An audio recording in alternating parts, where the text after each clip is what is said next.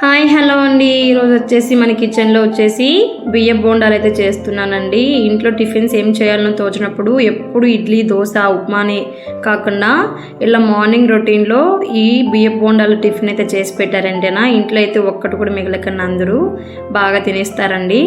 దీంట్లో కాంబినేషన్ వచ్చేసి నేను పల్లి చట్నీ అలాగే కారం కూడా చేశాను. అవి ఎలా చేయాలో కూడా నేను వీడియో అయితే పెట్టేశానండి. ముందుగా మన వీడియోని ఎవరైనా ఫస్ట్ టైం చూసినట్లయితే లైక్ చేసి షేర్ చేసి సబ్స్క్రైబ్ చేసుకోండి. ఇప్పుడు వీడియోలోకి వచ్చేద్దాం. ముందుగా నేను దోసపిండి అయితే ఆడించి పెట్టుకున్నానండి. నైట్ అంతా పుల్లబెట్టుకొని ఇక్కడ బౌల్లోకి అయితే సర్వ్ చేసుకున్నాను. దీంట్లోకి నేను 2.5 టేబుల్ స్పూన్ దాకా సాల్ట్ని అయితే యాడ్ చేసుకుంటున్నాను. అలాగే 1/2 టేబుల్ స్పూన్ దాకా సోడా పొడిని యాడ్ చేస్తున్నాను.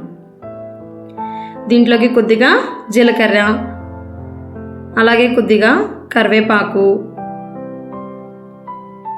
అలాగే ఒక మీడియం సైజు ఆనియన్ ఒక 2 పచ్చిమిర్చి చిన్న చిన్నగా ముక్కలకు కట్ చేసి దీంట్లోకి యాడ్ చేసుకుంటున్నాను. దాంతోపాటు కొత్తిమీర కూడా యాడ్ చేసేసి ఈ మిశ్రమాన్ని అంతా నేను బాగా కలుపుకుంటున్నాను. ఇక్కడ పిండికి నాకు కొంచెం లూజ్గానే ఉందండి.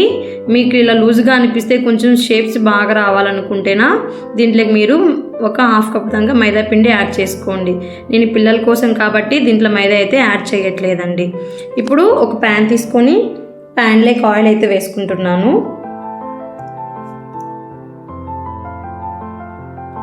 ఇలా ప్యాన్లో ఆయిల్ అనేది హీట్ అయిన తర్వాత ఇక్కడైతే నేను బియ్యం బోండాలు అయితే వేసుకుంటున్నాను. కొంచెం హై ఫ్లేమ్లో పెట్టాను కాబట్టి ఆయిల్ ఎక్కువగా హీట్ అయిపోయింది. మీరు మీడియం ఫ్లేమ్లో పెట్టయితేనా బోండాలు అయితే వేసేసుకోండి. ఇక్కడ షేప్స్ సరిగ్గా రాకపోయినా నేను పిల్లల కోసం కాబట్టి మైదా అయితే యాడ్ చేయట్లేదండి. సో ఎలా ఉన్నా మా పిల్లలు అయితే తినేస్తారు, మా ఇంట్లో మేమైనా తినేస్తాం కాబట్టి ఇలాగే వేసుకుంటున్నాను. ఇలా అన్నీ వేసుకున్న తర్వాత ఒక సైడ్ కాలిన తర్వాత ఇంకో సైడ్ టర్న్ అయితే చేసుకుంటున్నాను.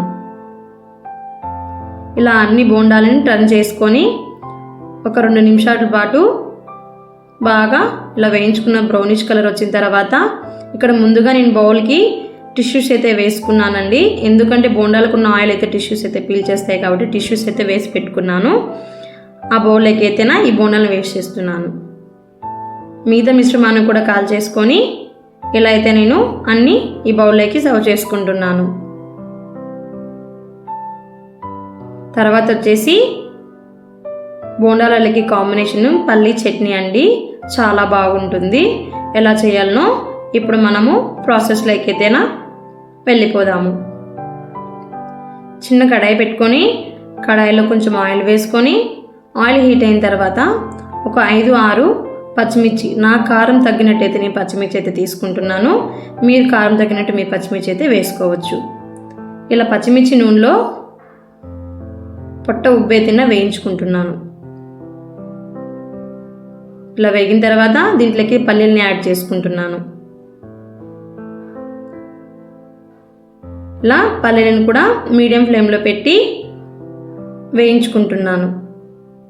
ఇలా వేగిన తర్వాత దీంట్లో కొద్దిగా నిమ్మ సైజ్ అంత చింతపండు తీసుకొని దీన్ని కూడా ప్యాన్లో వేసుకొని వేయించుకుంటున్నాను. ఇలా అన్నీ బాగా వేగిన తర్వాత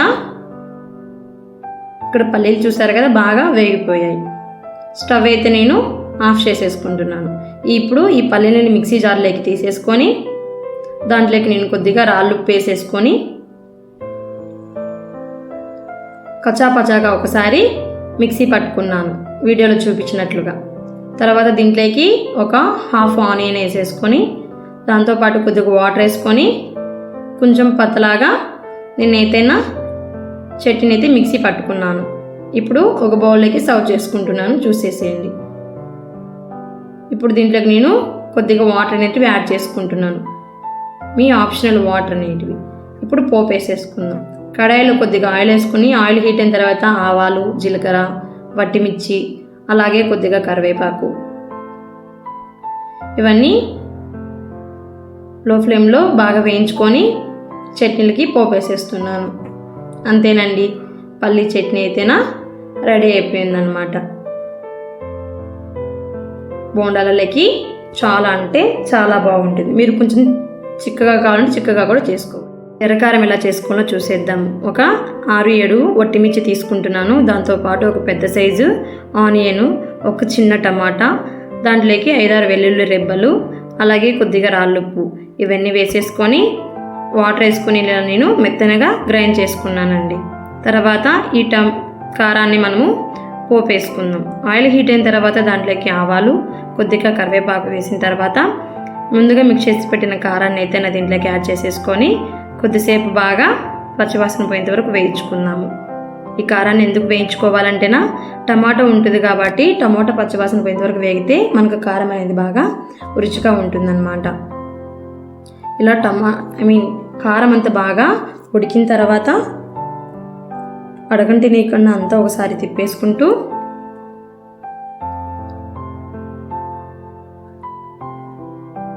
దీంట్లోకి నేను కొద్దిగా వాటర్ అనేటివి యాడ్ చేసుకుంటున్నాను. ఇలా వాటర్ యాడ్ చేయడం వల్ల ఆనియన్ టమాటో అనేది మనకి వాటర్లో బాగా ఉడుకుతుంది. అలా ఉడకడం వల్ల మనకి మరింత టేస్ట్ అనేది వస్తుందన్నమాట. ఇలా అంతా మిక్స్ చేసేసుకొని ఒక 2 నిమిషాలు ఉడికించుకున్న తర్వాత బౌల్లోకి సర్వ్ చేసేసుకోవడమే. అంతేనండి, ఎంతో రుచికరమైన ఎర్రకారం అయితే మనకు రెడీ అయిపోయిందనమాట. సో చూసేసారు కదా, ఓపిక్గా మనం చేసుకున్నామంటే ఎంతో రుచికరమైన బీఫ్ బోండాలు అయితే తినేసేయచ్చండి. మా వీడియో కానీ మీకు నచ్చినట్లయితేనా లైక్ చేసి, షేర్ చేసి, సబ్స్క్రైబ్ చేసుకోండి. మరిన్ని వీడియోస్ కోసం అయితేనా మన ఛానల్ని ఫాలో అయిపోండి. బాయ్.